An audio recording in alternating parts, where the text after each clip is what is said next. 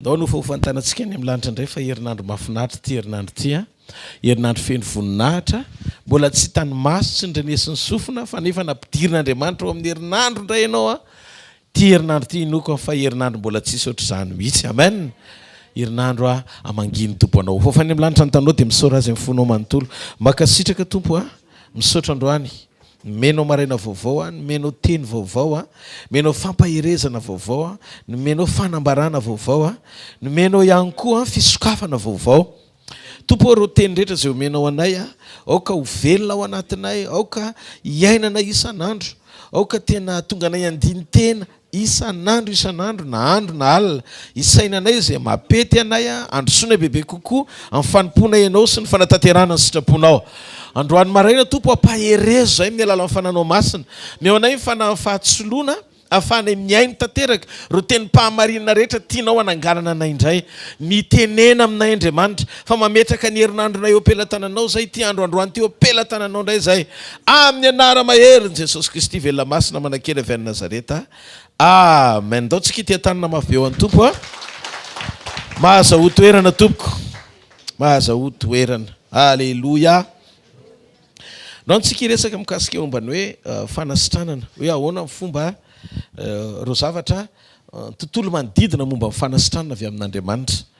Ny fanasitranana dia miainga ao amin'ny fanahintsika.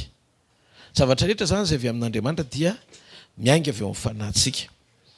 Mahafantatrareo ve fa ny fahasoavana dia vonona mialoha amin'ny fotoana isitrahanao azy, ary ianao mbola tsy mivavaka akory a, dia efa nampiasa ny fahasoavany Andriamanitra ny tahiry ianao ho amin'ny fotoam-pamonjena. Zay mivoalaza amin'ny Baiboly. Fatao ozy izy Jeremia mpaminany zay, fitiavana mandrakizay ozy izy nitiavako anao, dia zany ozy izy nampaharetako ny famindram-poko ho anao. Andriamanitra nampaharitra ny famindram-po ny fony mbola mpanoditsika dia efa maty hamonjy antsika Kristy. Dia hitanareo na tonga antsika tsiringana tao anatin'ilay fahadalany ireny, dia Andriamanitra nampaharitra ny famindram-pony tamin'ny fahasoavany miandry antsika ho amin'ny fotoam-pamonjena. Rehefa tonga ianao nandray an'i Jesosy dia activer ilay fahasoavana. Na voavela ny elokao, na mindra fo taminao izy, ary nisitraka ny fahatsarany rehetra ianao. Profo a, io ianao mipetraka eo amin'io seza io a, le lasy vehivavy feno ny fahasoavan'Andriamanitra. Ndao tsika ity tanana mafy be ho an'ny tompo a, ny amin'izany. Ny mahasamihafa ny testamenta taloha sy ny testamenta vaovao fotsiny a dia tsotra. Ny testamenta taloha rehefa tonga eo amin'olona anankiray fahasoavana, satria mbola tsy tonga Jesosy ohatra hoe Elize na Eli. Zay no mahatonga antsika tsy mampitany fiainantsika amina mpanompon'Andriamanitra ny amin'ny testamenta taloha zany. Satria tsy natao hijery mpanompon'Andriamanitra olombelona intsontsika, fa natao hijery Andriamanitra sady olontsika no natao hanahaka azy. Izy zay olon zay Jesosy. Dia hitanareo rehefa tonga Jesosy dia feno fepetra-panehoan'Andriamanitra ny tenany amin'ny maha izy azy. Zay mahatonga milaza foana hoe matoa ny sipantsiana Moïse ny amin'ny lalàna, na sipantsiana Eli ny amaprofety azy, dia ny dikan'izay a misy fahabangana tsy feno amin'ny fanehoanan'Andriamanitra ny fangaro tao amin'ny toetra maha olona tao amin'ireo olon'ireo zay nampiasain'Andriamanitra. Zay no nahatongavan'Andriamanitra olona aneho ny tenany eo amin'ny olona mitovy endrika aminy. Alleluia. Mba ahafahantsika manahaka an'Andriamanitra amin'ny fahafenony. Mba azonareo tsara, le fanahy ao anatiny ao ane niova intelo ny fiantsoana azy. Fanan'Andriamanitra izy tamin'ny voalohany. Zay ny fiantsoana azy, fanan'Andriamanitra, fanan'i Jehovah Andriamanitra. Dia tamin'ny faharoa izy natsoina hoe zay le antsoina hoe fanahany Eli. Zay ny hoe fanahany Eli, zany hoe le olona ampiasaina lasa mitondra an'ilay fanan'Andriamanitra. Dia zay le onction, satria tamin'izany fotoana zany a, tany amin'ny testamenta taloha, raha vao miala ao amin'ny Eli le fanahy dia tsy maintsy iny fanahy tao amin'ny Eli iny ihany no mifindra makao amin'ny Eli sa ohatra. Mbola vitsy kely ny olona afaka mahazo ny fanan'Andriamanitra. Fa Moïse ny teny hoe vavaka ozy izy Moïse, sitraka ozy izy Moïse raha ohatra ka hanana amin'ny fanan'Andriamanitra daholo ny olona rehetra. Dia zao tsisy nafeno fepetra tena hoe nahafa-pony fanahy masina ny fiarahany tamin'ny olona zay nampiasainy any amin'ny testamenta taloha. Teo izy Andriamanitra hoe aleo mihitsy hidina ho tonga nofo atao hoe Jesosy.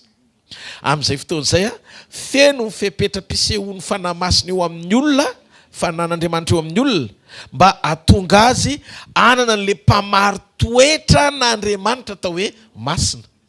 Dia tamin'izay fanahin'Andriamanitra, fanahin' Jesosy Kristy tamin'izy teto ambonin'ny tany, dia rehefa niakatra Jesosy dia natao hoe fanahy masina amin'izay. Tsy mahareteka ao an'Andriamanitra. Satria feno ny fepetra mpaneho-pahamasinana n'Andriamanitra teo amin'ny nofo tamin'ny alalan'i Jesosy. No zany rehefa niakatra eo kavanana indray Jesosy dia nirahana amin'izay tsy fanahin'Andriamanitra intsony. Na dia fanahin'Andriamanitra ihany aza amin'ny fanahy masina. Tsy fanahin' Jesosy Kristy intsony na dia fanahy tao amin'i Jesosy aza amin'ny fanahy masina. Fa tonga dia feno ny fepetra toetra teo amin'ny olombelona atao hoe Jesosy. Rehefa feno ilay fepetra, miverina izy ho ao amin'ny olona. Dia zao rehefa nahazoaina tao anatin'ny olona anankiray ny fanahin'Andriamanitra atao hoe Jesosy Kristy, dia tsy misy olombelona afaka nianana ny fanahin'Andriamanitra mivantana avy amin'Andriamanitra intsony raha tsy nanana an' Jesosy aloha. Satria tsy mahalala olona ankoatran'i Jesosy ny fanahy masina. Dia raha vao nandray azy tsika dia omen'Andriamanitra hery amin'izay ho tonga zanak'Andriamanitra tahaka azy. Zany hoe tsy mihoatra azy, tsy latsaka azy, fa tahaka azy. Tsy mahareteka ao an'Andriamanitra. Halleloja. Rehefa ho anatsika amin'izay Jesosy dia mba haritoerana kokoa amin'izay taty amin'ny testamenta vaovao ny fametrahan'Andriamanitra lanja ny fanotronana noho ny fametrahantsika ny hasy ny fanosorana. Hiditra lalindalina kokoa tsika. Tany amin'ny testamenta taloha dia ahoana ny prinsipa n'Andriamanitra. Andriamanitra kay zany ny mamaika an'Andriamanitra tsy niatonga antsika hisitraka ny zavatra ilayntsika. Ohatrany hoe tonga eto hivavaka amin'Andriamanitra mba handray fanasitranana. Tsy izay mamaika an'Andriamanitra amin'izao. Fa hatrany amin'ny Genesisy Andriamanitra dia manolotra ny présence-ny foana mialohan'ny zavatra rehetra ilaina. Efa nandevanseko tamin'ny zoma ty fampianarana ity fa ho azavaiko bebe kokoa lalindalina le izy androany. Ahoana miseho an'le izy? Hitanareo, vao niona tamin'ny Abrahama Andriamanitra anomean'i Isaka izy dia jereo ny zavatra nyteneniny fa tatsika tsy enjery tsara moa io ao amin'ny Genesisy 20:1-10. Aroa io Andriamanitra hoy izy, hiverina aminao tokoa raha avy ny taona toy izao, ary indro anana zazalahy Sara vadinao, ary Sara nandrehan'izany teo am-baravarany lay izay teo ivoan'ilay niteny. Jereo tsara, Andriamanitra niteny, tsy tonga izy dia niteny hoe raha ho avy ny fotoana ohatr'izao dia hananjanaka Sara. Tsy any amin'ny vokatra ny namaika an'Andriamanitra, fa amin'ny endrika hiverenany. Ny fiverenany no nolazainy mialohan'ny fotoana atongavany Isaka. Azonareo fipetraka ilay izy, Andriamanitra mampandroso ny présenceny eo anolohan'ny fanomezany. Dia hitanareo Jesosy niteny, tsy nifinaritra ny milina mpanao fanafody fa ny marary. Hitanareo, maneho ny tenany izy, présence. Za no ilainao fa tsy ny zavatra haiko. Azonareo fipetraka ilay izy. Zany hoe manapirofo ny fahafenoan'ny fepetra mpanotronana amin'izao andro faran'izao. Tsy afaka tsika hisitraka ny fahatsarany raha tsy manam-pahatsapana ny fahafenony. Tsy mahareteka aman'Andriamanitra. Zay mahatonga ny fihavanantsika amin'Andriamanitra ho ambony lavitra ny mihoatra noho izay hitadiavantsika azy. Ny fihavanana ao aminy dia ambony lavitra mihoatra noho izay zavatra rehetra hitadiavanao azy. Misy zavatra mety matery antsika zao androany. Fa hozy izy Andriamanitra tamin'ny Abrahama, raha hiverina hozy izy aminao tokoa, raha avy ny taona toy izao dia indro nananaka zazalahy Sara vadinao, ary Sara nandrea zay. Izy niteny hoe hiverina aminao tokoa hozy izy raha avy ny taona toy izao. Zany hoe miteny Andriamanitra zany ny rendez-vous pionany amin'ny Abrahama, ho avy ny taona toy izao hiverina aminao dia zao indro nananaka amin'izay zazalahy Sara vadinao amin'izay fotoan'izay. Zany hoe amin'ny fotoana hiverenako. Iny le lazaiko tamin'ny zoma hoe ahoana ary moa zany? Zavatra hitako Isaka tonga. fa za tsy mahita ny fiverenan'Andriamanitra. Ahoana ny hitako ny fiverenany? Fa Isaka tonga ny hitako hoe io Isaka fa tonga. Fa ilay Andriamanitra miverina tsy hitako melohan'ny fotoana tongavany Isaka. Taiza izy no miverina? Dia tsotra ny valiny. Andriamanitra tehiteny hoe zay zavatra rehetra ataony dia tsy maintsy nielohavany fahafenony. Ahoana ilay fahafenony? Présenceny. Ny fanatrehany aloha vao ny zavatra rehetra. Eo amin'izay mipetraka ilay hoe lanja ny fanatrehany ho ambony mihoatra noho ny fanomezany. Dia ahoana ny fisehon'izay? Ninona zavatra rehetra omen'Andriamanitra anao dia ataony ao anatin'izay fanomezany izay ny fahafenony, izy manontolo. Inona no mahatonga ny tompo milaza an'izany? Mahatonga ny tompo milaza an'izany amin'izay tsy zavatra anandanja aminao mihoatra noho ny fanatrehany. Ninona zavatra ilainao sy irinao avy aminy. Ohatra, mangataka ianao zaza amin'Andriamanitra, teteny Andriamanitra hoe mbola tsy niteraka ianao, tsy mananjanaka ianao. Toy izy Andriamanitra, hiverina aminao tokoa raha ho avy ny fotoana toy izao dia hananjanaka ianao. Ohatr'izay zany faminanian'Andriamanitra. Inona ny tiany ho tenenina? Raha ho avy io zaza io dia tsy hanadino ahy ianao. Satria ao anatin'io zavatra mahaterenao io dia tiako hotsapanao fa mbola mihoatra lavitra no ny etaetanao anana an'io avy amiko. Ny etaetam-ponao ny fisiko mialohan'ny fotoana anananao an'io. Eo amin'ny fiainanao. Noho izany tsy zavatra anankiray fanomezana avy amin'Andriamanitra ampiembotra anao na avarinanao anakalozanao ny fanatrehany. Tsy mare ka ho an'Andriamanitra. Ndaony iresakitsika ny Elize vetivety. Elize ao amin'ny mpantsaka faharoa toko 4:4 Elisa. Dia hoe Elisa raha maintsy an'ilay vehivavy momba zany nampetrahano azy foana. Raha mbi amin'ny fotoana raha avy ny taona toy izao tena mitovy amin'ilay lazain'Andriamanitra mihitsy dia hitrotro zazalahy ianao, tonga dia direct tany amin'ny résultat. Hitrotro zazalahy ianao.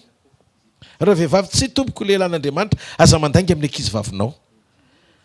Tonga dia mivantaniny Elisa le resaka. Ozy izy Elisa hoe raha avy ny taona ohatrao tonga dia nanjanaka. Tanarao ny profety tonga dia miteny izy zay le onction. Eo amin'izay le onction satria izy no ampiasain'Andriamanitra. Tonga dia vitsoran'le parole hoe ananjanaka ianao rehefa tonga ny fotoana ohatr'izao. Fa n'Andriamanitra tsy ohatr'izany rehefa niresaka tamin'ny Sara izy. Raha mbiavo ny fotoana ohatr'izao dia hiverina aminao. Ny fiverenany no nolazainy mialohan'ny fotoana ahatongavany vokatra. Alleluia! Elisa vokatra avy hatrany no teneniny. Andriamanitra présence aloha vao vokatra. Hitanareo amin'izay eto ny Andriamanitra teny hoe ny fanotronako anao ny hitondra vokatra. Ny fanotronako anao ny hitondra vokatra. Zany hoe Andriamanitra zany manomboka mamily lalana tsikelikely ny fifantohana tsy ho any amin'ny olona ampiasaina fa hitan'ilay Andriamanitra mpampiasa. Tsy mahareteka ao an'Andriamanitra. Hitanareo zay no natonga n'Andriamanitra. Zay no natonga n'Andriamanitra taoriny fahatongavan'i Jesosy dia tsy manao na inona eto an-tany izy raha tsy amin'ny alalan'i Jesosy sy amin'ny anaran'i Jesosy. Dia hozy izy ny apôstôly Paoly zay bokin'ny Romanina toko 7:17. Romanina toko 7:17. Alleluia. Hozy izy hoe raha zanaka dia mpandova. Eny sady mpandova an'Andriamanitra ny mpiray lova amin'izy amin'ny Kristy koa. Raha miara-miaritra aminy isika dia hiara-manambonina aminy koa. Hitanareo zany ohatrany hoe teten'Andriamanitra hoe natsangana ho zanaka ianao, ny fandresenao dia efa vita mialohan'ny fotoana anehoana azy. Zay le napetrany tao amin'ny passeany daholo.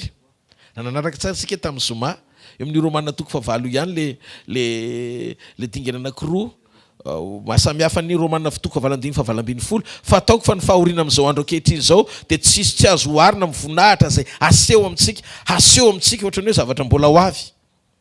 de Romaina toko favalandiny fa telopolo ndray nresakitsika tamin'ny zoma ary zay nitendreniny nantsony koa ary zay nantsony no amarininy koa ary zay no amarininy no nomeny voninahitra koa le voninahitra amin'ny andiny favalambiny folo ohatrany hoe vao aseho any amin'ny hoavy nefa amin'ny andiny fahatelopolo zavatra efa vita tany amin'ny lasa inona ny tian'Andriamanitra tenenina ianao tsy afaka hiverina any amin'ny lasanao tsony tsy vitanao miverina any amin'ny lasanao te ohatr'izay koa na fen'Andriamanitra tao amin'ny lasany le voninahitra mba ahafahanao misitraka amin'ny hoavy zany hoe ianao zany tokony anam-panantenana fa tsy very anjara zany ianao amin'izay anjara voateny rapitso isehon'Andriamanitra amin'ny fiainanao satria efa nafenin'Andriamanitra tany amin'ny pasery tsy isy afaka maka ntsony ny destin ianao zay no mahatsara kokoa ny fitoeranao sy ny fijoronao ary ny fiverenanao amin'Andriamanitra.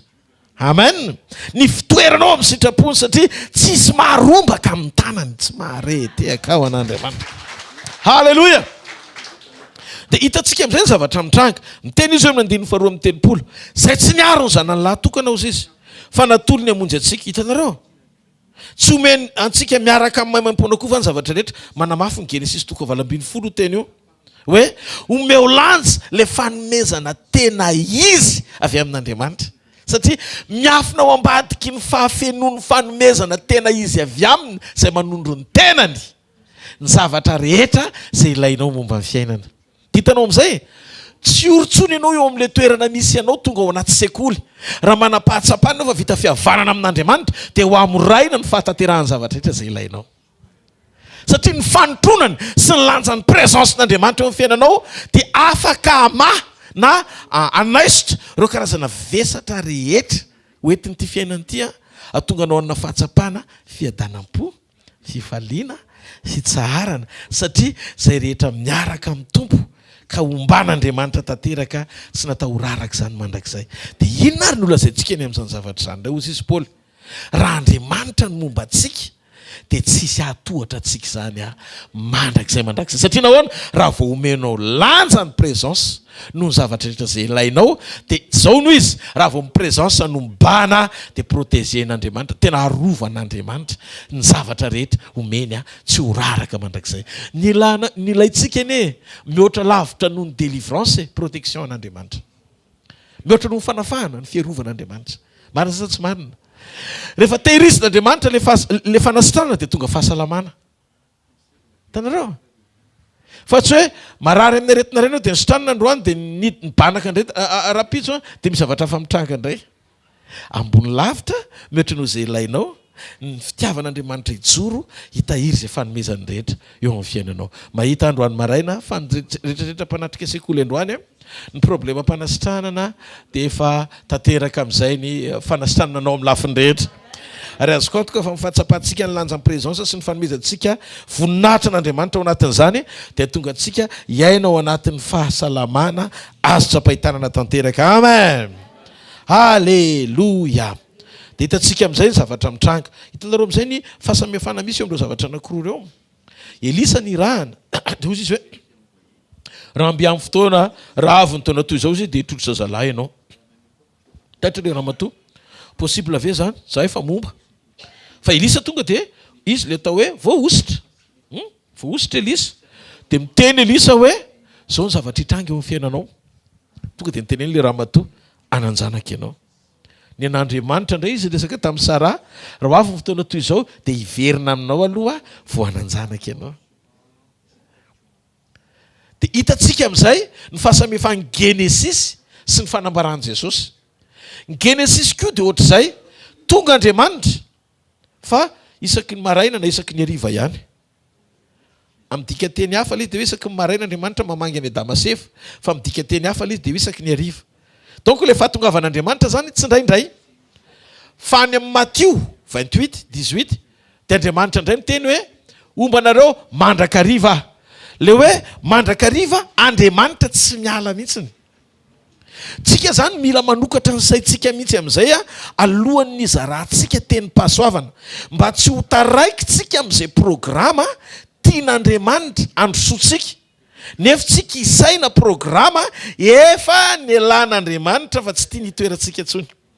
dia eo ny maharatsy n'le fampianarana hitanareo amin'izay le fampianarana raha vao mametraka io zany tsy misy hoe ty fampianarana tena izy na ty tsy tena izy fa zay ampianarana fanamasina ny olona fa ny tiako lazaina fotsiny dia zao raha taraiky ianao any amin'ny testamenta taloha dia lasa aka ohatra ny Elipa aminany foana ianao aka ohatra ny Elipa aminany ianao na aka ohatra ny Moïse nefa Jesosy efa nyteneniny ray teny tapitendrombohitra matoa naseho ny Moïse naseho ny Eli Jesosy no enoina tikan'izay efa misy programa an'Andriamanitra miova tany amin'ny testamenta taloha mbola tsy nanana mifanan'Andriamanitra ny olona rehetra testamenta vaovao taorian'ny fatokavan'i Jesosy efa nomena mifanamasina ny olona tsirairay avy noho izany tsy tokony misy olona anankiray ifantohan'ny maso hoe manana ny fahafin'Andriamanitra mihoatra noho ny sasany fa ny mahasamihafa ny olona tsirairay avy kosa mahatonga an'le hoe hafanana mirehitra sy fahafin'Andriamanitra samihafa ny fiainan'ny olona dia satria misy ny manokana fotoana mihoatra ho an'Andriamanitra dia hitenena n'Andriamanitra mihoatra noho ny sasany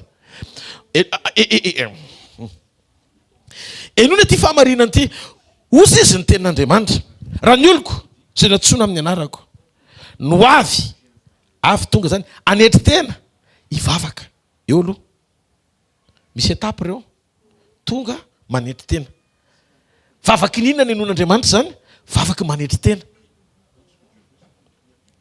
hitanareo elohavan'ny toetra aloha le prière vao mandaitra le izy zany mahatonga ny olona be dia be vavaka ihany ohatra ny tsiren'Andriamanitra satria tsy feno fipetra-panetretena iantsonan'Andriamanitra tsy maharety akao an'Andriamanitra hitanao le andrasony antsika eritreritra zavatra anankiray misy fotoana ny olona rehefa mivavaka dia mieritreritra hoe lany fotoana eo am-pivavahana fa ndao tsika hijery olona anankiray tena nanetry tena ny enjena noho ny amin'Andriamanitra sy ny fijoroany fa namaly azy Andriamanitra Eli no anarany manino tsika maka ohatra ny Eli ao anatin'ny prière tsy hoe tsy teny momba ny testamenta taloha intsony tsika fa zao aka ohatra fotsiny tsika raha-pifandraisana ijerevantsika hoe ohatry ny ahoana nahatonga ny présence n'Andriamanitra nietsika tamin'ny alalan'ny fiainan'ny Eli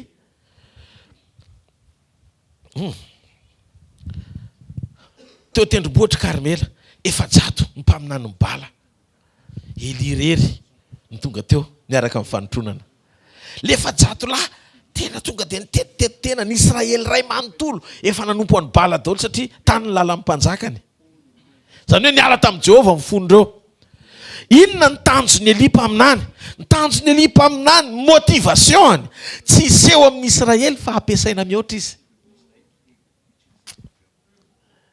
ny motivationy amerina ny fo ny Israely amin'Andriamanitra tena amerina ny fo ny Israely amin'Andriamanitra Eli tsy faly ampiasa fahasoavana fa Eli anetsika fanotronana amerina fo an'Andriamanitra ny famerenana fo ho an'Andriamanitra tsy onction no mitondra azy amin'ny fampiasana ny tenin'Andriamanitra ny tondra ny olona eo amin'Andriamanitra fa fanotronana no mitondra azy amin'ny alalan'ny toetra ampiasain'Andriamanitra fijoroana le izy nijoro Eli vao nijoro Eli raha Jehovah no Andriamanitra ozy izy dia oky latsaka ny afo nilatsaka ny afo dia inona nataon'ny Israely amin'izay verina tamin'Andriamanitra daholo dia nekuaka Jehovah no Andriamanitra nekuaka ozy amin'izay Andriamanitra zay vao milatsaka ny orana zay vao milatsaka ny orana dia inona ny zavatra nataony Eli le orana tsy tonga dia nilatsaka raha ny tokony ho izy vao nanomboka nekuaka ny olona dia tokony tonga dia nilatsaka ho azy ny orana satria efa miverina ny olona fa zao mbola niandry ny vavakely Andriamanitra mba azonareo ve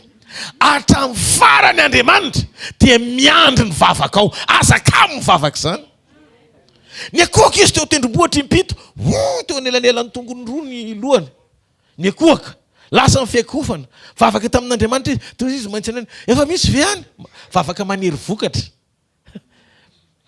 misy etapy io fenao mbola tsy miverina amin'Andriamanitra akory dia ny anao ny lohanao efa anelalelan'ny lohalika ao hanery vokatra tsy vokatra terena mambavaka mialohan'ny fotoana hiverenana ny ilain'Andriamanitra fa fiverenana ahafahanao mijoro manery mambavaka zay zavatra ilainao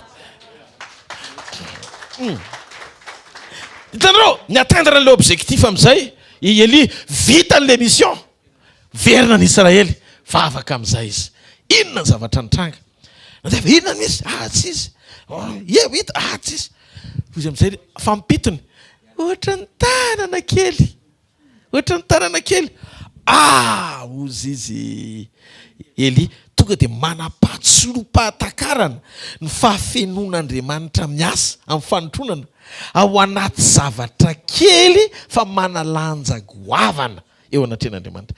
Tsy ilay finoana amorsena be ny hoe raha ho anefa mameno tanàna mbola tsy latsaka ihany ny orana. Fa ohatry ny eran'ny tanana felan-tanana kely nefa mitondra provision faran'izay goavana. Ary io le maneho ny fahatsaran'Andriamanitra. Andriamanitra dia miafina ao ambadiky ny fahakelezana foana no misetrasetra mivokatra goavana. Aza ny akelin'le raha ho anoatra ny tanana ila nijerena fa ny provision mampisasasasa ranorana ao anatiny jerena. Halleloja. Dia inona ny zavatra nitranga? Hoy izy Elia amin'izay, teny eo ny aba. Asaivo mandeha aloha izy, efa lasa ny 4 chevaux. Mandeha amin'ny chariot ngeza. Dia asaivo mandeha aloha izy. Dia izy mivavaka teo. Vita le vavaka, vao nandeha izy. Fa mbola izy indray teo alohan'ny kalesiny aba. Zao ny olona rehefa feno vavaka dia tsy be fialonana. Fa vao maika koa mitondra mibavaka mba handeha ny hafa hiazakazaka eo anoloany. Mandehana lavitra any. Fa ny olona izy tsy mba mpifaninana ny olona tia vavaka, tsy tafiditra anatin'ny fandriky mifaninana zany ny olona rehefa tena feno vavaka, satria tsy mana-tsaina isongadiny eto an-tany izy fa tafiditra ho azy ao anatin'ny fifaninanana izy dia lasa ny aloha nataraiky amam-bavaka azy. Aza mieritreritra hoe lany fotoana eo am-pivavahana ianao fa ao anatin'le vavaka vokatry ny fo madio mampirisika ny hafa handeha aloha ny atonga anao iotra azy.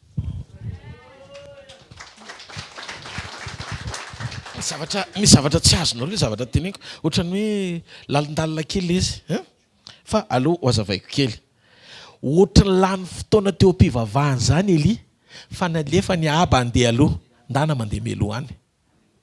Hitanareo? Ianao zany rehefa olona ampivavaka dia tsy mifikitra amin'ny vitesin'ny tany zany. Noho izany izay mitoky amin'ny kalesika lasa lavitra any roasy handeha aloha fa tsy maninona. Ianao eritreretiny hoe lany fotoana mivavaka. Inona koa ary ty lany fotoana mivavaka lavo ty? Ohatry mody taraiky zany. Fa rehefa avy eo hidina amin'ny fanotronana sy ny tanin'Andriamanitra anosika anao eo anoloan'ny kalesiny Eli, kalesiny Aba. Halleloja. Midika fa tsy fandanim-potoana kory raha taraiky amam-bavaka ianao fa nomanina ianao amam-bavaka mba handeha aloha. Asa raha zao zavatra tiako tenenina. Zay no mahatonga amin'ny teny hoe rehefa mivavaka dia tena mivavaha marina. Fa ny vitesin'Andriamanitra, ny hazakazaka Andriamanitra anatin'ny vavaka dia tonga aloha ianao mieritreritra hoe taraiky. Fa ianao ny tonga aloha. Rehefa feno vavaka misy surprise tsara be dia be ny eo manin'Andriamanitra ho tsika. Tsika reto zao misy zavatra mbola tsy hitany maso tsy indrenesiny sofina. Nanitra tao-pony izany izy. Ho an'izay nefa no manin'Andriamanitra ao anao. Misy azo mety misy zavatra tsara lavitra no misy anao fa ianao zany zao le mbola ohatrany hoe manomboka taraiky kely zany. Ohatrany hoe taraiky kely zany. Tadio fa ny zavatra rehefa taraiky tsara lavitra. Zay lasa loha rehetra azonao ijerevana ide daholo. Way mba tsaratsara kosa le zavatra ohatrany. Halleloja. Fa le lasa loha reny efa tsy afaka manao zavatra mihoatra noho ny hitan'io fa io sisany ao. Fa ianao mbola afaka sady manatsara kokoa. Asa nazy nareo fipetraka lisy satria nahoana? Ianao manana fo tsisy fialonana na fampitana amin'ny fiainanao amin'ny hafa. Zay le vavaka.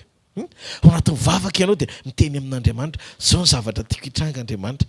Ary neny Eli na tonga azy tonga dia noenoin'Andriamanitra tsy niady ho an'ny tenany izy. Eo tsy niady ho an'ny tenany izy. Hitanareo amin'izay ao anatin'ny sekoly ny fanovatoetra dia mila maka taratra tsara tsika ny toe-pon'Andriamanitra mampiasa ny olona. Za rehefa maka testamenta vaovao dia tsy mijery toe-pon'olombelona ampiasain'Andriamanitra fa mijery ny toe-pon'Andriamanitra nampiasa ny olona.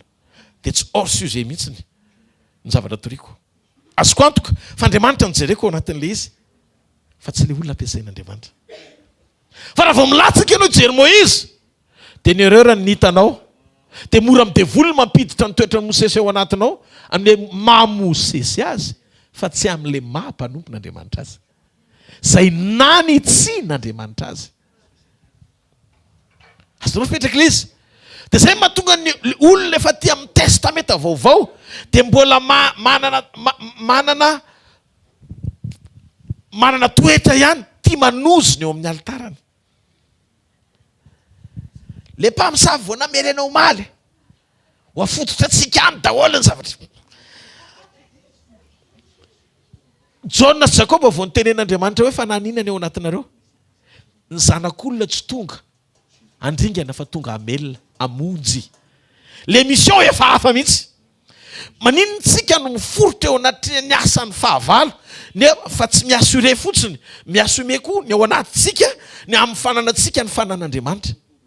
Ianao ny rehefa tena hoe feno fanan'Andriamanitra dia tsy zavatra tokony atahoranao zany. Zao zavatra mitranga rehetrarehetra eo ny tokony vibra fa tsy ianao ny tonga dia hoe tena misy ody eto fa filasika. Ny hery ao anatinao dia natao anitsaka ny herin'ny maizina. Noho izany ny tokony ataonao mifantoka tsara amin'Andriamanitra fotsiny fa ny ambiny rehetra an'Andriamanitra mikarakara azy. Tsika anie tsy afaka nakana an'izay zavatra tian'Andriamanitra atao kosa. Halleloja.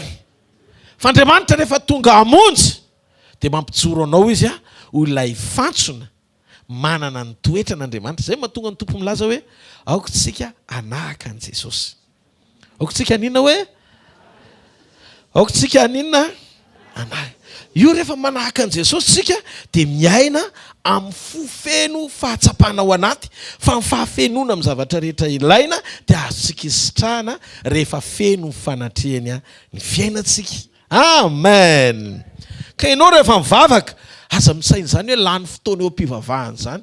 Ny andaminana ny journée-anao ray manontolo dia ao anatin'ny mivavaka maraina izay taonao. Zao ririny zao mantsy ny tena entana ny sakrifisy ny olona izy ny tena mivavaka izy tsy mivavaka. Halleloja. Rehefa miririna satria mangatsika ny andro samy tsy te hiala ao ambody fotsy mafana daholo ny olona saty zany. Aleo anaraka direkta. Io tsy direkta ntsony fa direkta. Allô. Ny tena mampety anao raha mbola manana fotoana ianao tonga eo fanatrehan'Andriamanitra. Hafa mihitsy ny kasika Andriamanitra aminao manetry tena manantona azy no izy asainao eny am-pandriana. Zay zao le raha misy no avy anetry tena ho avy. Ho avy dikan'izay miala ny toerana misy ianao fa manantona azy amin'ny toerana iombonana miaraka amin'ny fiangonana. Halleloja.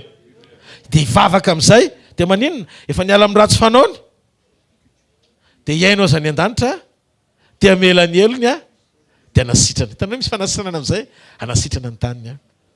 Point anankiray amin'ny fanasitranam-panotronana dia ny fanekenao andia amin'izay. Problème ny Damaseva. Tonga Andriamanitra ny teny taminy fa iza nampanaonao an'izao zavatra izao? Dia ozy izy adama amin'izay le vehivavy namenao problème anao zany. Nakina tsy responsable. Na ilika an'ilay izy le vady nomenao le vady nomenao ana ino ny teny menahany io nefa vao vita le izy tena avy amin'ny telako nofoko avy amin'ny nofoko. Dia rehefa nanondrana le izy dia iliny any amin'Andriamanitra io vehivavy io ihany nanao an'io ka tsy za mihitsy. Dia nitenena amin'izay le vehivavy fa ahoana ianao nanao an'izao le menarana.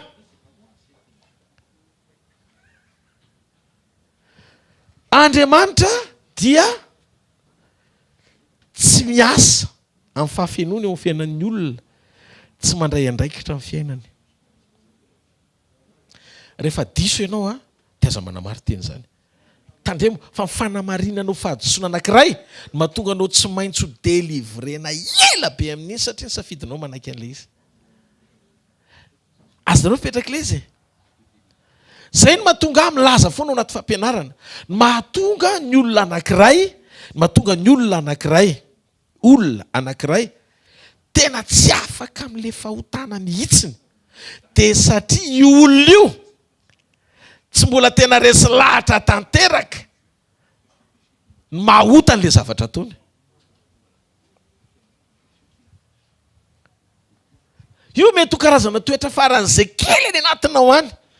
Aza miandry délivrance any amin'ny pasteur fa maneke fotsiny amarina n'ity teny boky noabolany ity zay manafina ny fahotany tsy ambinina mahatonga anao tsy ambinina misy hotafeninao zany fa zay mitsotra sy mahafoy an'ilay eloko no azo ny famindrapon'Andriamanitra. Rehefa tsoronao amin'Andriamanitra ilay izy ekenao fa tsy mety ilay izy dia active ny famelan-keloka satria manana hery ianao ao anaty afaka hiala amin'ilay izy amin'izay. Ny délivrance tsy natao an'ny olona efa mahalala an'Andriamanitra fa natao an'ny olona voanantona an'Andriamanitra. Fa mahatonga ny olona Andriamanitra mila délivrance satria misy une partie démonisée tsy voacontrôlé ao anatiny. Ohatrany hoe ny masony na ny sainy na ny tanany na ny tongony na ny fanaony misy toetra ao tsy voafehinao dia iny ny ararotiny devoly dia hitariny koa le vala satria misy hotamarinonao. Dia zay mahatonga ny olona possédé tanteraka ireny verisaina. Na kristianina izy dia lasa adala. Tadidio ny verisaina tsy olona adala fiantsoana azy. Ny olona verisaina dia tadidio tsy tompony tenany. Reny le hoe possédé ny devoly dia reny le roasina dia verina fanan'le olona. Fa ny atao hoe olona adala dia izay olona manamafo tsy manaiky ary tsy mety makato an'Andriamanitra. Adala ny fony zao olona zao izy Andriamanitra satria tonga saina izy nefa mihodina amiko. Donc le adala zany ahitsio kely aloha.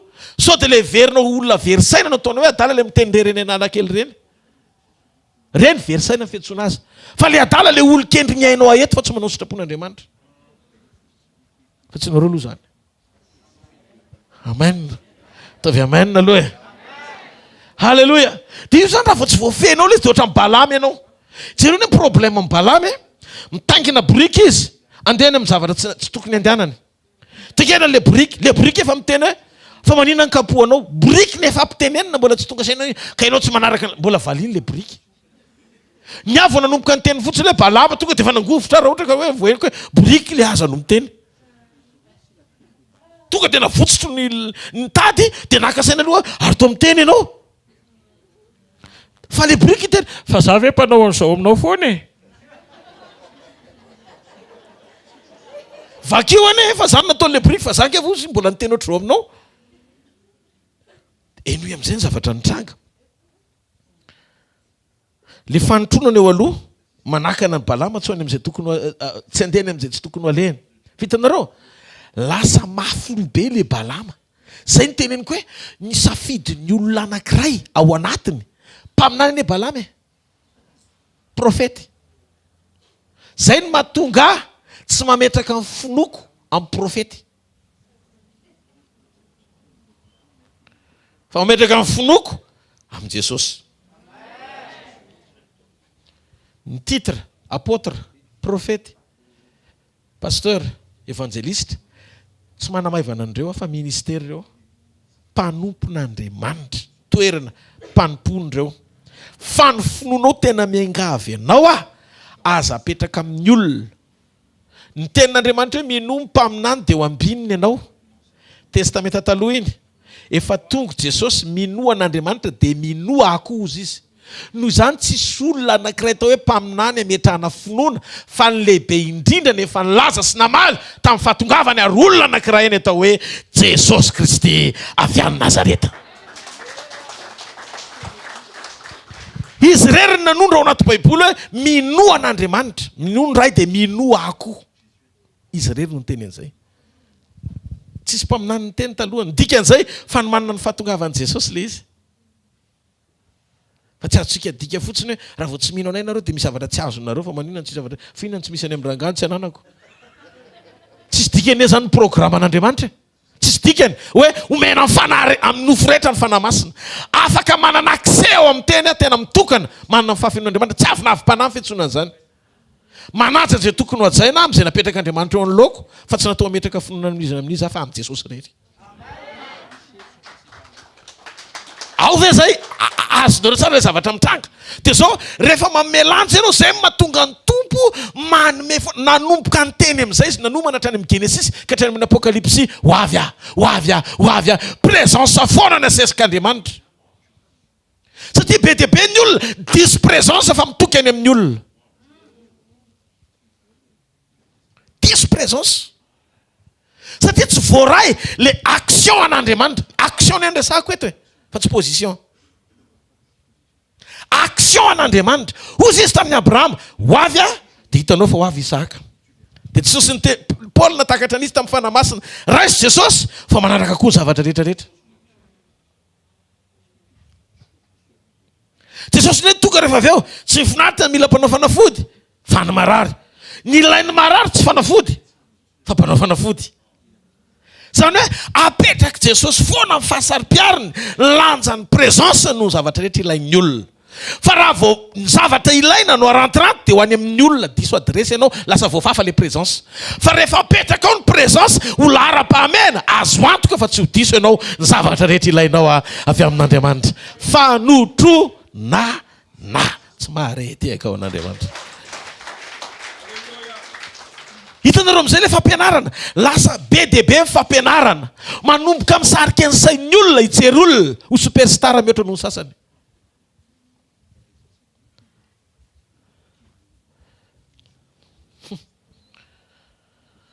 Za zao tena tsy maniry mihitsy hita anjely.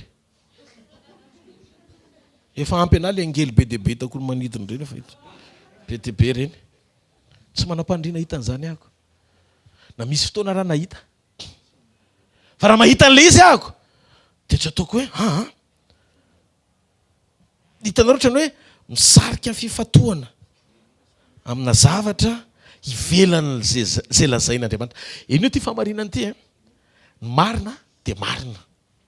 Ny akoatry ny marina tsy marina. Tsy misy ny marimarina. Fa rehefa marina dia tena marina. Ka za zao tsy hainao zay fomba mihitsy ny fatohan'ny sainareo amponoana. Inonareo ny zavatra teneniko. Andriamanitra marina tsy mila marinina. Ary Andriamanitra tanteraka tsy mila porofona. Afaka maneho ny tenany eo amin'ny présenceny izy. Halleluja. Ho an'izay olona mifankahita amin'Andriamanitra amponoana. Zany akory tsy midika hoe tsy ilaina ianao maka conseil na tolotsaina amin'ny mpanompon'Andriamanitra. Non. Afaka manomenao le mpanompon'Andriamanitra fa man'izy manome conseil-nao na tolotsainanao mety manana fotsiny izy tombo-pahalalana amin'izay zavatra mbola mety tsy fantatrao. Lasa lokely izy noho ianao. Dia zao zay le fifanampiana. Zay no mahatonga ny ten'Andriamanitra milaza hoe hoy izy hoe tavan-drahalahy mandranitra ny tavan-drahalahy. Mifampaherezy ianareo. Halleluja. Zay ny ilana n'le hoe communion ao anaty assemblée hoe fivondrona ny zanak'Andriamanitra. Satria ho afovoany Andriamanitra. Zay le hoe présencen'Andriamanitra erahantsika mianakavy. Fa misy ny présencen'Andriamanitra ao anatinao. Halleluja. Dia ireo zavatra rehetrarehetra miombona no anehoana ny etaeta-ponao ahafahanao misitraka ny fisehoan'Andriamanitra bebe kokoa satria Andriamanitra tia fiombonana. Tanareo any amin'Andriamanitra foana jerena hoe ahoana moa ny karakteran'Andriamanitra satria Andriamanitra ny niona aminao farany. Tsy za mihitsy niona aminao farany. Mety ifampitantantsika ifanaitra. Zay no mahatonga ana tena raha vao mitady ho diso ny zavatra teneniko dia zaraiko dia misaina tsara alohan'ny tenenako. Satria raha ohatra nareo rehetrarehetra tena hoe hafanay pasteur hiankina amin'ny pasteur daholo raha vao iveriny Jesosy nefa tsy maintsy anao sizy reriny eo. Dia inona ny azo amin'izay fotoana izay? Satria ny anadinina mpampianatra ambony kokoa no mpianatra. Motivationko zany ny tonga anareo hitodika amin'ny onction ato anatiko. Azafady. Raha vao mandeha le fampianarana dia jerenao amin'izay faran'ilay izy. Raha vao mandeha le fampianarana manomboka any amin'ny ala izy mahafinaritra be. Misy teny mampanao amenina be. Misy fianam-teo mpanaraka n'Andriamanitra voazara kelikely vitsivitsy ihany fa tsy dia betsaka loatra ao anatiny. Fa masinina zara raha zaraina fa marina ohatrany hoe safosafona aloha. Fa ny tena ampidirina zao tontolo zao sy ny fifatoanao eto an-tany. Ary rehefa mifarina izy rehefa avy eo manomboka mizara amin'izay rehefa avy eo ny anina mpanompon'Andriamanitra toetrany zao manomboka mpanompon'Andriamanitra amin'izay ny dokafana de A à Z voafafa tanteraka amin'izay Jesosy satria efa misy superman azonao interana. Arahako tsara aloha dia inoko tsara dia manana discernement tsara. Inona ny orange ny toroteny mahafinaritra zany. Fa raha vao miverina any amin'ny olona le izy tsy teo Andriamanitra manamaivana présence. Inona fotsiny atongavana eto raha tsy ho hita izy. Natsoina ampiavana anareo aminy. Tsy maharety ao an'Andriamanitra. Amen sa tsy amen? Ka tsika zany mila manana fisokafana ngeza be mba hahafahanao koa mitombo ara-panahy. Zay le tokony hositranina mitombo ara-panahy ianao. Satria manomboka hatreo ianao tsy le mipetrapetraka rereny intsony hoe tena hoe tsy maintsy voatery hoe nanona fa na ianao rery ary tompo. Zao nampianarin'ny pasteur anahy nanairany anahy mihitsiny hoe za manokana dia afaka tena miona aminao. Ty Andriamanitra fantatro fa vitanao. Mahaleo tena amin'izay ianao. Manomboka mahaleo tena ianao. Afaka miona amin'Andriamanitra amin'ny fotoana rehetra. Halleluja. Halleluja sa tsy halleluja? dia manomboka eo ianao dia manomboka mivavaka tena mirehitra ny any anatinao an'Andriamanitra, miteny amin'Andriamanitra hoe tsy zavatra impossible zany satria Andriamanitra efa nanome any présenceny. Halleloja.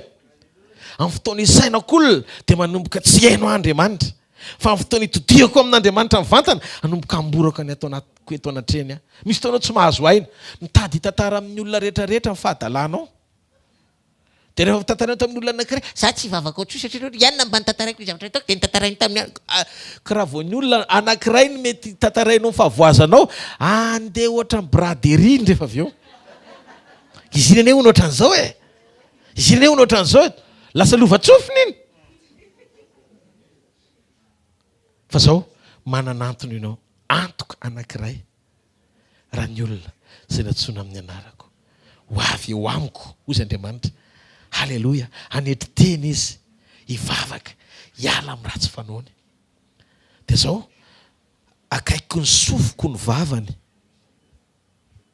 raha hiantso azy dia hiaino azy, amelany elony ary asitrana ny taniny. Amen. Mpanelanelana anankiray ihany ny misy atsika sy Andriamanitra ray, Jesosy Kristy avy any Nazareta. Amen. Ary izy azo antoka fa niteny hoe eo amin'izay toerana iantsonareo ny anarako dia eo no anantonako sy tahiko anareo. Dia izy koa niteny hozy izy hoe raha mangataka zavatra amiko amin'ny anarako ianareo dia ataoko izany mba hankalazana ny ray eo amin'ny zanaka. Ny fanahiko no nataoko ao anatinareo. Le fanahy, iza le fanahy? Andriamanitra. Ianareo na dia ratsy aza mahay manome zavatsoa ho any zanakareo. Iza aminareo ny angatahany zanany mofo dia hanome azy vato? Dia iza aminareo ny angatahany zanany hazandrano dia hanome azy serpent? Menarana? Ianareo na dia ratsy aza mahay manome zavatra ara-panavy zany trondro sy mofo zany. Ohatra ny ara-nofo zavatra ilainao andavanandro zany. Mety azotsika lazaina koa hoe fanasitranana, fahasalamana sy zavatra rehetrarehetra amin'izay zavatra azonao eo amin'ny nofo. Fosy Jesosy. Maiky fandrainareo zay ny an-danitra. Tonga dia norienteny le vavaka mba tsy ho any amin'ny mofo na hazandrano. Tsy hanomenareo ny fanahiny ho an'izay mangataka aminy. Zany hoe ny fahafenon'izay rehetra ilaina dia eo amin'ny présence. Fanahy masina, présence n'Andriamanitra ihany koa. Tsy maharety aika ho an'Andriamanitra. Ka zao makafizy ianao présence. Jereo masonao akaikinao makafizy ianao mifanatreny hoe aoka ianao ekoaka eo mifanatreny. Inona nataony Elia talohan'le rahona? Fanatren'Andriamanitra. Vavaka tsy manery an'Andriamanitra amin'ny zavatra ilaina, fa ny fiakofana mampanaiky ny aminao amin'ny fahefan'Andriamanitra. Dasany misy karazam-bavaka anankiroa. Elia nafantatra fa tsy maintsy ho avy le rahona. Zay natonga azy niteny hoe jereo kely.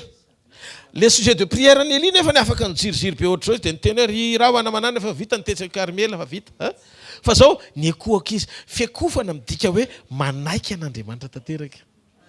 Hitanareo amin'izay misy ny atao hoe fanehoam-piankinana mambavaka.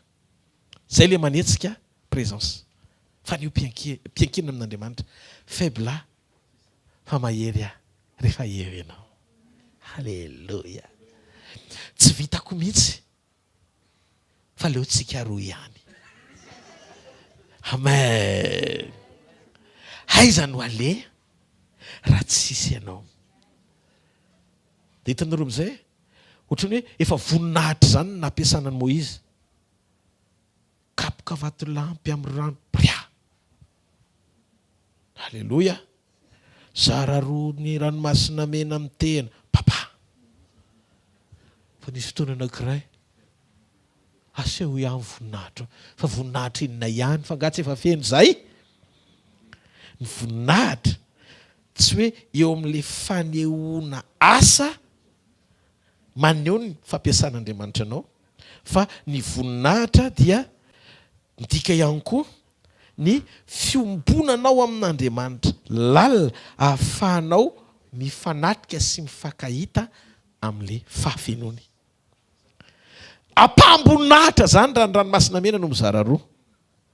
ampahamboninaahitra raha ohatra ka le obstacle teo aloha nandevonana n'le obstacle tao ariana zany hoe ny egyptianina raha miverina ry zareo sakana raha masina menana eo aloha androso maty ray be embotra maty reny be noho izany ozy Andriamanitra mandroso fotsiny fa le sakana eo aloha ihany ny andevonako ny eo ariana zany hoe izy samy izy ihany no ary fomba n'Andriamanitra no mampanao hoe izy samy izy ihany no miady io ny ranomasina sy ny egyptianina ny nampediny tao fa resy fotsiny ny Egypte fa samy obstacle reo de ohatray koa tamin'ny Josafata le firenena telo ihany miady izy samy izy ihany fa ny zanak'Israely nandresy tsy miady azonareo rehefa ianao mamelanja an'le présence de manana toerana kokoa eo amin'ny fiainanao ny fisaorana sy ny fiderana no ny fitarainana ao anaty favoazana fa maninona misy olona miantrikady mafy nefa mavita mitsika sy mame voninahitra Andriamanitra hoe teraka ianao Andriamanitra fa maninona misy olona moka fotsy manaikitra azy de efa tsy tafatraka izy fa hiverina hoe corona nandray fivotosana vokatry ny moka de tumeur moka kely misy zavatra mampatahotra be anao tonga de mitepitepy be de faran'izay tena farany tsy mahita tory anao satria somary naharitra ny 2 andro le mivonto tamin'ny moka de efa miantso professeur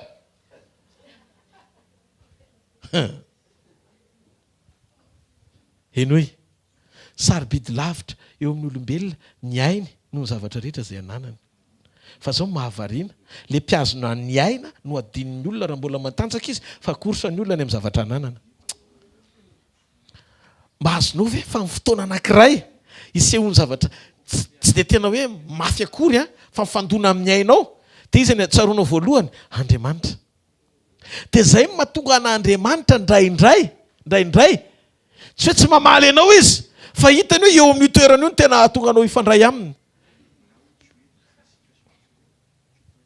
ambony lavitra mihoatra no zavatra irinao ny fanan'Andriamanitra antoka fa rehefa miala eto ianao ho aminy mandrakizay mitiafa mafy be ho an'i Jesosy amen sa tsy amen de zao no izy ny lesona androany ao anatin'ny sekoly fanasitranana rehefa maro toerana ny présence amoraina ny zavatra rehetra tsangany amin'ny toerana misy ianao voafainy amin'ny lanitra ny tanynao de ndaontsika isotra azy amin'ny fotsika manontolo makasitraka anao zay Andriamanitra rainay tsara indrindra manome voninahitra anao zay ny amin'ny teninao androany maraina misaotra ny amin'ny zanakao tsirairay avy zay eto amin'ny fanatrehanao mangetaeta nona ny fahamarinanao voalazako tompo ny teninao zay inoko fa avy aminao ary anaitrany ao anatin'ny fonay ao anatin'ny fanahinay mety teny tsy mahazatra ny olona zany Andriamanitra fa zany ny fahamarinana ary inoko fa miara-miaiky an'izany zahay rehetra Jesosy betsaka loatra ndraindray fampianarana tavela momba ny fanasitranana ny amin'ny testameta taloha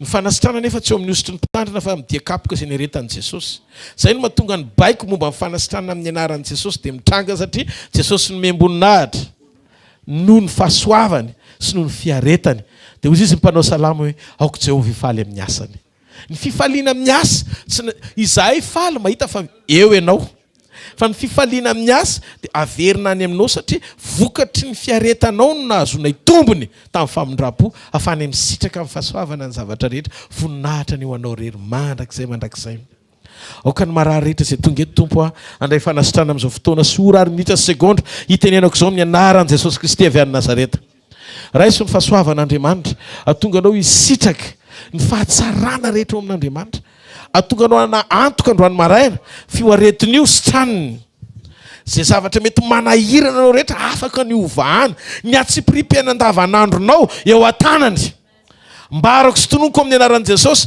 ny asaribidi ny fanatreny ameno anao naiza tsisy tahotra tsisy tebiteby fa izy ny asa iady ny adinao raiso amin'ny anaran'i Jesosy tononoko amin'ny anara maherin'i Jesosy Kristy avy any Nazareta ny fahasoavan'Andriamanitra manana ambiampy ny voninahitran'Andriamanitra zay afaka ny ahatateraka mihoatra noho ny fahindrana sy ny fahalalana rehetra ahatonga anao anatombo amin'ny zavatra rehetra eo amin'ny fiainanao ane zany tsofoko rano ianao androany anina fahatsapana zao ankehitriny zao nikasiky ny tanan'Andriamanitra amin'ny fombany ianao eo amin'ny fiainana mandehana amin'ny anaran'i Jesosy fahitanareo ny Jehovah ka hiaro anareo ampamirapiratra ny tavany aminareo Jehovah ka mindra fo aminareo ananatra ny tavany aminareo Jehovah ka amenareo fiadanana amin'ny anarandray sy ny zanaka ary ny fanahy masina. Amen. Ndao mahazo toerana kely a misy filazana mahafinaritra be ary vaovao mahafaly be. Ndao tia tanana mafy be ho an'ny tompo isika. Amin'ny herinandro ity a dia manam-bahiny isika. Alleluia. Ary vahiny tonga eto anomboka rapitso ariva docteur rapitso maraina azafady. Rapitso maraina amin'ny Sekoly a dia hoeto docteur Yohany Sokonkenina hitondra ny tenin'Andriamanitra indray.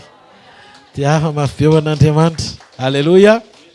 Dia ny somariva larobia ihany koa izy maraina zany a miverina mitoy amin'ilay fampianarana ny talata izay hoentiny eto ny larobia maraina. Ndao tsika tia tanana mafy be ho anazy ho an'i Jesosy Kristy tomporery ihany.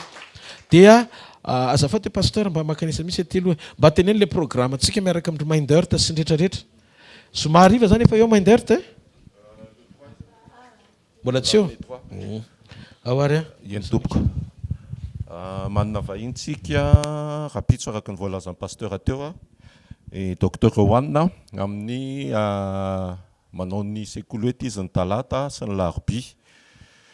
Dia mbola miandro vahiny anankiray ihany koa tsika ao aoriana ny 3 juillet izay ifandaminana amin'ny pasteur ihany ny fotoana sy ny fidirany amin'izay iarahany amin'ny asa fanompona.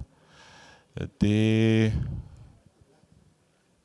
amin'ny mandeha Majunga docteur Roanina ny amin'ny semaine iny dia aorianan'izay izy mety misy fotoana anankiray iarahany amintsika ihany koa fa tenenina amendalana amin'izay fivoaran'ny toetra raha eo ihany voninahitr'Andriamanitra. Tiako mafipetsika ho an'i Jesosy. Alleluia. Raha azoko sara zany pasteur ny somariva sy ny sabotsy maraina mbola isika ny somariva zao ndray zany a verina fanontronana kely ndray tsika somariva sy ny sabotsy maraina mity mafy be ho an'Andriamanitra. Hitanareo a zay le commission apetraka Andriamanitra. Misy zavatra apetraka Andriamanitra ny mpanompo ny tsirairay avy. Tsy voatery mitovy ny fomba fampiasan'Andriamanitra ny olona sy ny famangin'Andriamanitra ny olona. Ohatray koa ny révélation hitondran'Andriamanitra ny olona. Fa ny zavatra sarobidy a ny fanananao discernement zava-dehibe.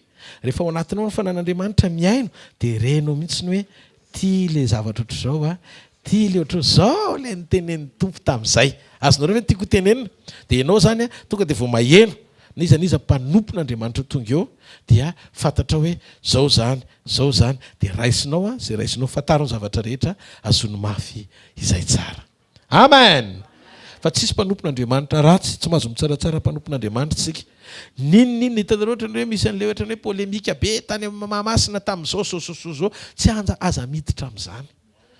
Dio fotsiny saina sy ny fo ataovy izay androsoana sy natao tsara an'izanizy zany tsika aza asiana zavatra zany eny ambavanao na fahakalana an'izanizy.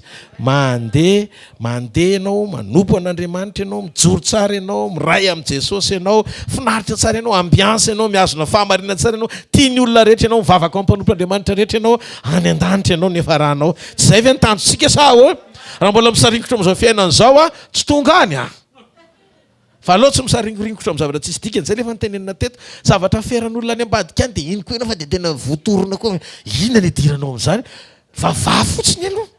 Amen. Aloha vavaka ho an'rehetrarehetra fotsiny tsika dia baibay ny tany rehefa tonga Jesosy sady zany. Faharoa tsikely 3 juillet anniversaire ny hvkl-mission.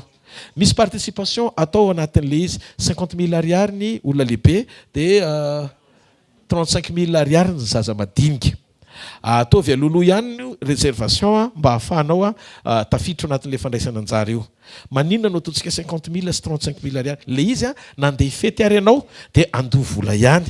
Fa ity vola azotsika rehetrarehetra ity dia efa aompatsika tanteraka ho any amin'ny fananganana ny centre hvkl.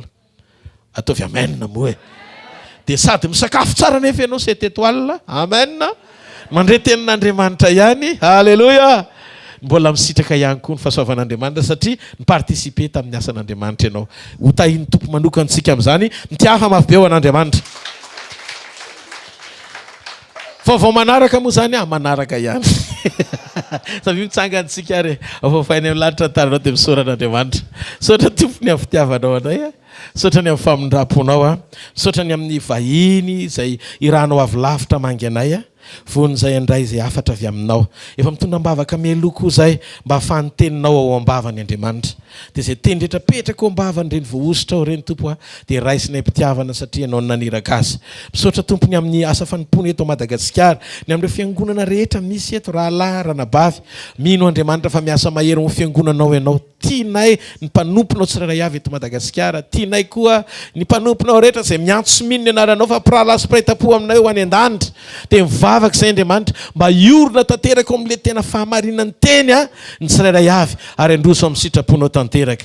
Hovay tanteraka ary ataovy dory amin'ny afo ny fananao masina ny motivation anay tsy tia tany ty nombahana fa ny ara-panahy mba hampahazoaina ny fanjakanao eto ambonin'ny tany a sy ny présence anao amin'ny anara mahery Jesosy Kristy velona masina manakely avy any Nazareta. Amen. Zareo ny fahasoavana fa ny fahasoavan'Andriamanitra ny matoy izao a, fa ny fahasoavan'Andriamanitra ny matoy izao anareo. Amen. Ny zavatra rehetra izay nataon'Andriamanitra tao amin'ny fiainanao a, raha misy vavolombelona mandray pasteur centre